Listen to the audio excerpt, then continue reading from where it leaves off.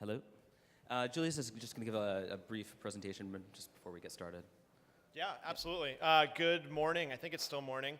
I've had enough coffee to think I might be past the sleepiness. Just for some context, I wanted to kind of introduce a little bit about Ford's connected vehicle strategy and what we mean by connected car. Really, the way we think about connected car is not necessarily about the car itself. As of 2003, there are about 1 billion smartphones in use globally. The bottom statistic's a little bit wrong, but 75 billion app downloads. It's probably closer to 100 billion in terms of the amount of applications that customers are downloading to their vehicles. By the end of next year, it's expected that there'll be another 1 billion smartphones on the market. Compare this to developing for the vehicle. Last year in 2013, there were about 70 million vehicles that were sold globally. Compare that to the 1 billion smartphones that were sold globally. When we work with developers and when we work with partners, we're not so much focused on the connected car, but on the connected phone and how you, as a customer, brings that phone into your vehicle. The problem is even more exacerbated when you take a look at those 68 million vehicles don't all come on 2 platforms, Android and iPhone. They're from Ford, VW, BMW, GM. There's a vast number of car manufacturers that make up that 78 million or 70 million vehicles in the market today. So not all the vehicles share the same connected car solution, and that presents a problem to everyone in this room and to Ford Motor Company. And just some quick statistics on why we think the device is so important for connected car and how that applies to this group. 75% of smartphone users think it's important to connect their device to their vehicle. It's a huge number, and it's a huge increase since the last 5 years.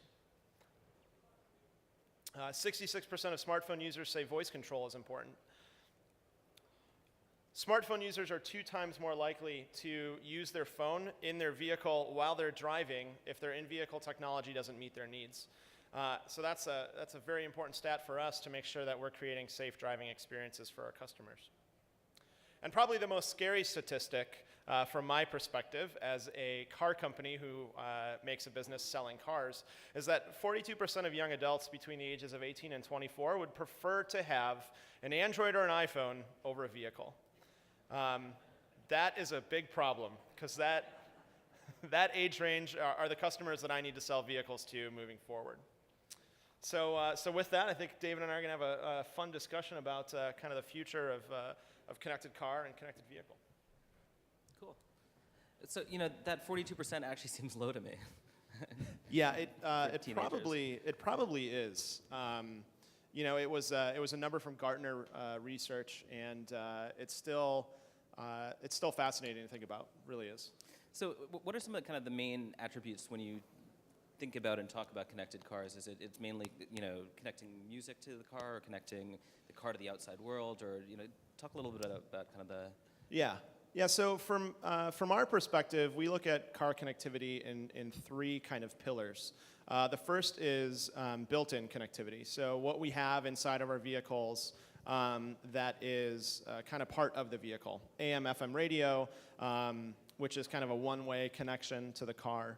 Then we talk about beamed-in content. So we're talking things like satellite radio. We're talking data services that come from the outside world. And then we talk about broad-in connectivity. So that's a customer's phone. It's the apps and the personalization they bring on their device.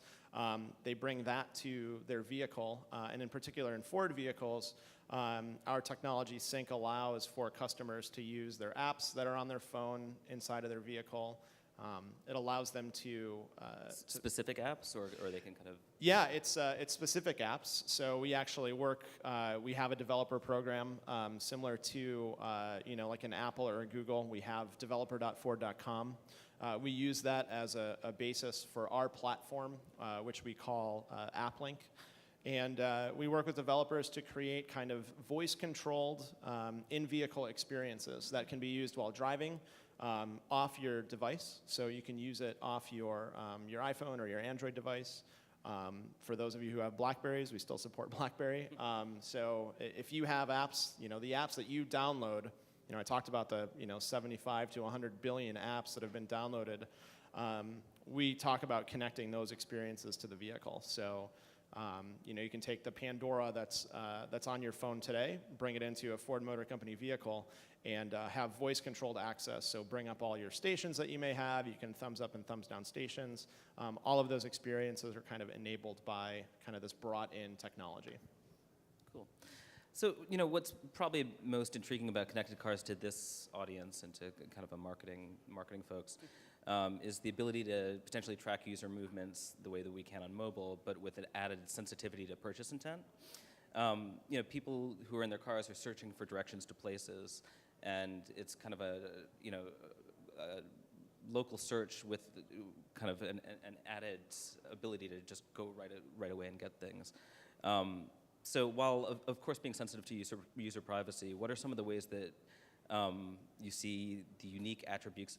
What are some of the unique attributes of consumers using connected cars with these kind of searches, like with Siri and that kind of thing? Yeah, no, that's a fantastic question. There's a tremendous amount of context that can be derived from a consumer being inside of the vehicle. So when we think about how search is conducted, most searches are not conducted inside of the vehicle, right? They're conducted outside of the vehicle on a user's device, and then they use that device to bring information into the vehicle. So imagine a time in which you conduct a search on your mobile device, right? Whether that's through a particular app, through a third party, or it's something that Ford provides to our customers. You perform a search for whatever it is that you're looking for, whether it's a residence or a business, a point of interest. All of that can then live, and you search for it on your mobile, you search for it on your desktop. And when you come into your car, when we talk about connectivity of leveraging that brought-in device, we want that experience, we want that data, we want the location that came from that device to just transfer seamlessly into your vehicle. So whether that's location, which goes so much further than just latitude and longitude, which is the way most automotive engineers think about navigation. We think, well, where do you need to get navigated to? And it's just a point on a map. But there's so much more that comes from that brought-in experience that you already have on your consumer's device that there's an incredible amount of context that can be derived from that experience. And also, it's something that I was thinking a lot about when preparing for this is with things like Google Glass starting to proliferate. Do you think that you could put augmented reality onto dashboards where you could start to see things pop up and Yeah, it's a really good question. One of the things that we always have to keep in mind as an automaker is driver safety. So when it comes to things like augmented reality, I think there are certain experiences, and I know there are already other automakers, not necessarily Ford, that have things like Street View integrated into their navigation systems, or they have kind of they have contextual like Yelp. They have Yelp information that comes into the vehicle. When we talk about augmented reality and heads-up displays and kind of what we think are advanced technologies, there's probably a tremendous amount that we can do with it, but we have to balance kind of what the consumer experience is as well as what are our obligations to safe driving. So I think there will be, in fact, I think you'll start to see more information delivered to vehicles, either from a brought-in device or from connectivity that's built into the vehicle. But when it relates to how that information is displayed, we have to be very careful about how that information is conveyed, particularly when the vehicle's driving 70 miles per hour down the road. Right. We don't necessarily want to pop up information to a driver that isn't relevant to what they're doing. And the product cycle of a car, historically has been a very long cycle. Is there dissonance with that and kind of the quicker pace of technology and building apps into dashboards and that kind of thing? Yeah, and it's part of what Ford's strategy is, leveraging the brought-in device. Applications on smartphones can update every day if they wanted to, and in reality, it's every 4 to 6 weeks. When we talk about product life cycles inside of our vehicles, you're right, we're on the order of years. So the vehicles that are coming out now were finalized, a long time ago. So there is dissonance, and I think with some of the solutions that Ford has introduced, particularly with our product AppLink, which allows these apps to bring it, come into our vehicles. We pioneered that space. We were the first to attempt it, and we've seen now Apple introduce CarPlay. We've seen Android introduce their Android Auto product. So there's a tremendous amount of momentum in the industry now for a solution that leverages the brought-in phone to create an experience inside of the vehicle. And it's specifically because a vehicle is going to be old. The day it's built, it's old. It's very old. So leveraging that phone, the brought-in device, ensures us that we always have the fastest internet connections, the fastest processor, the kind of best experience for our consumers overall, and that lessens our investment in the vehicle as well. So it's more of a strategic decision to have connectivity through the phone as opposed to through the car dashboard itself? Yeah, there's some use cases where you need connectivity inside of the vehicle. So, for our electrified vehicles, for example, connectivity to precondition a vehicle. So, be able to take a battery electric vehicle that's plugged into the wall and use a smartphone app to, heat or cool the vehicle depending on where it is. That type of experience can't necessarily be delivered without constant connectivity to the vehicle. But from us, it's a strategic advantage to say, well, our vehicles are for example LTE equipped as long as a customer has an LTE equipped phone. And so we can deliver, Pandora, Spotify, iHeartRadio to a customer using their brought-in device at LTE speeds, and we didn't have to build anything into our vehicles to achieve that. And do you think there will be more of that kind of as years go on, or? Yeah, I mean, if ever, I think if ever there were products to highlight that, in addition to Ford's, like I mentioned, Apple CarPlay and Android Auto, I think are two great examples of products that leverage that, and leverage that kind of the experience of a brought-in device, but inside of a vehicle that's relevant to kind of the driving task. On mobile devices, a lot of location-based apps have been kind of hampered by issues like location accuracy and battery life and that kind of thing. In a car, battery life is not really a problem. So are there types of location-based apps that could be potentially created for a car that you couldn't on the phone? Yeah, no, it's also an interesting question. I will say that battery life is an issue for cars. Maybe not so much on a device, but I tell you, our power engineers get really mad when we're talking like, we're going to take 1 more milliamp per hour, and they freak out. But generally speaking, there are tremendous advantages, right? Our vehicles have additional sensors to help with location. One of the things that we do as a car company is we drive our vehicles and we actually take it. New York is one of the test cities. Getting a GPS signal in New York and being able to accurately position someone is a really difficult challenge. And so that's part of where a vehicle kind of has an advantage. We have larger antennas, larger surface area. We're able to create, we're able to leverage kind of the wheels moving, the telemetry around that we get from the wheels and from the steering wheel. All of that creates a better position. So as we're talking about local, we want to make sure we know where the car is, because that's really important to in-vehicle search. When a customer is using their nav system, the location needs to be accurate. So that's part of the in-vehicle consumer experience. And is there other kind of location data that you think could be useful in integrating into either what you're doing with connectivity or Yeah. So there is. For some of our products, for example, we have partnerships with companies like W Cities. So they're bringing in information. It's not necessarily the most, it may not be the most up to date, but as we work through our technologies, having things like, name, address, and phone number are really important. But now, time, hours of operation becoming a huge piece of data that customers want to know. I think that's going to be now the price of entry when it comes to navigation. It's not just going to be I need to look for, or I want to find a restaurant. I need to know if it's open and they serve gluten-free meals or whatever the case may be. That information needs to get to our vehicles somehow, and that's part of what we're striving for. And do you think that you envision this somehow being more readily displayed on a dashboard, or?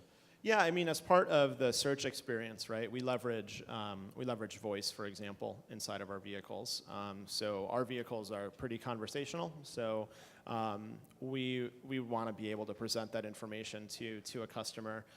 So as they're searching inside of their vehicle, they get local information, and they can get hours of operation by simply asking for it.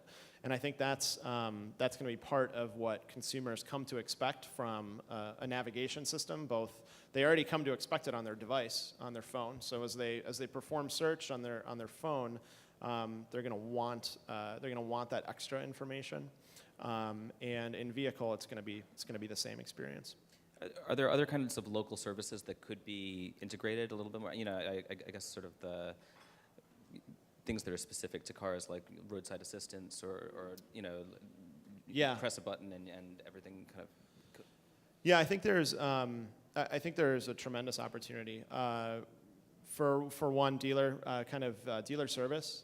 That's going to be one that I think the car companies are going to want to explore a little bit more in depth. I think that's part of this story.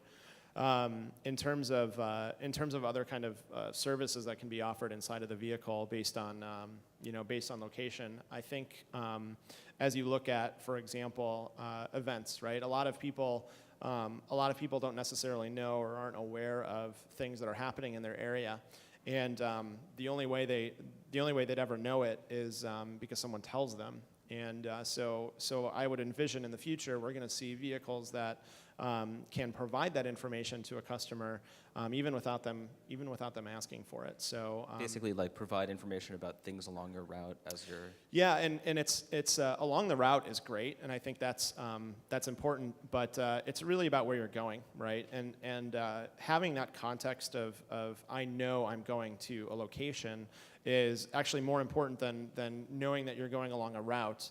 And the reason for that is when you're driving, you just want to get to where you're going. And so our customers, they rarely stop. They stop for gas, but it's they very rarely are going to pull off at halfway between their destination because they need to eat lunch. Most of our customers are only driving 45 minutes on average a day. So there's a tremendous opportunity there, but potentially something like where's the closest gas or gas station, and where's the charging station or whatever. Yeah, exactly. Charging stations are going to become a huge piece of the business. Knowing where the closest gas is, closest service station, I think those are important. But no one necessarily wants to know that there's a dry cleaner between their home and their work. They're probably choosing unless they really need to dry clean their clothes. Yeah, they usually don't have it. So what they're looking for is something actually where their home or where their work is. And so if you know those two pieces of information, you can actually provide even more relevance to a customer because it just is more convenient for them to do it at the start of their day or at the end of their day when they're leaving work or going to work, coming to work, or when they're leaving home or coming home. So we just have a couple more minutes. I wanted to take a question or two from the audience if anybody had anything specific. Lem? Hi. I wanted to ask a little bit about the aftermarket industry. And I noticed that Ford has been spending a lot in digital marketing to consumers saying, use Ford parts when they go and they service their cars.